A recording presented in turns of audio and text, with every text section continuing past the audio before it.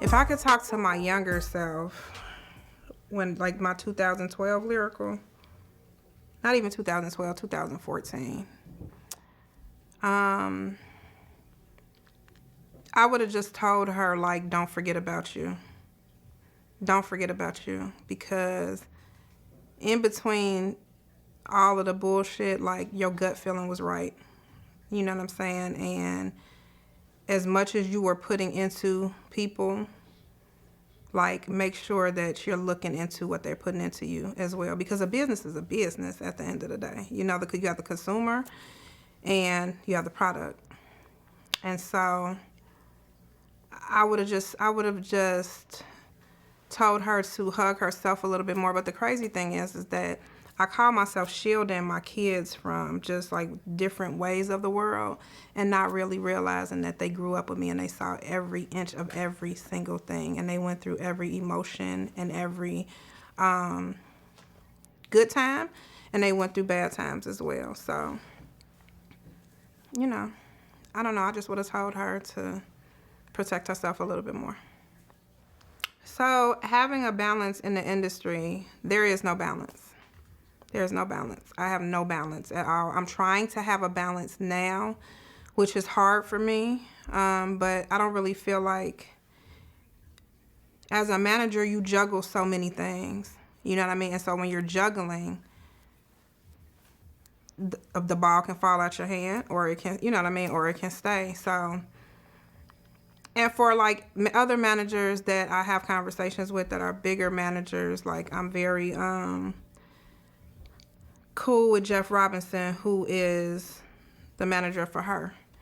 And he's my mentor. And so his sister is a mentor to me too. And then Camille Evans, she worked with everybody in New York. And I've seen how they move and there is no balance.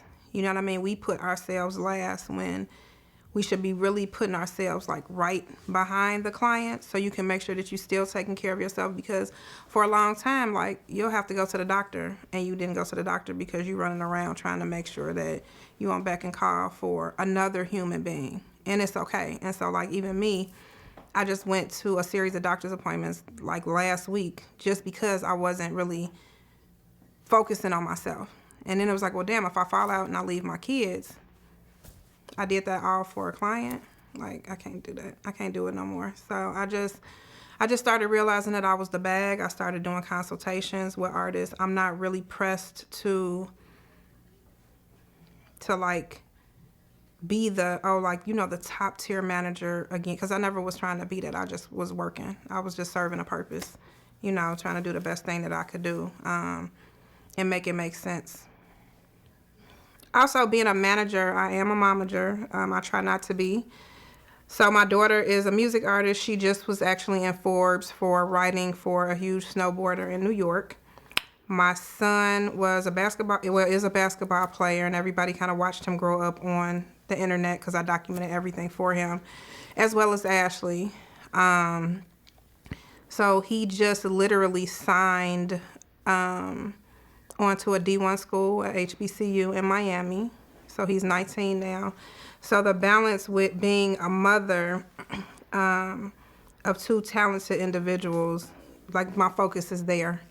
So also being an author, I think for me right now, I'm just working on bettering myself. Just being a better woman, a better mother. Wherever God places me in the music industry is where he places me at. I'm not too pressed to actually fit in anywhere. I think I've done a lot of work. I think I'm known worldwide, so I'm very proud of myself for that. But just to become a better woman than I ever have in my life, and to take better care of myself and make sure that I put myself first. So what's next for me is another book, to become a better mother, to become a better lover of myself, placing myself first in a lot of situations, and just living my life. I've been in the game for 13 years, faithfully running every single day. And so now I'm just learning how to take things a little bit slower and appreciate, like, my life, because you find out that so many executives have died or just dropped dead, and from stress and, you know, they laying up in a hospital bed, they're overweight, they're not taking care of themselves. And for me, I just want to make sure that I take care of myself and to show the younger managers, especially the women, that no matter how many times you get knocked down, like, you're going to keep going. If you're good, somebody is going to come get you. And several people have came and got me.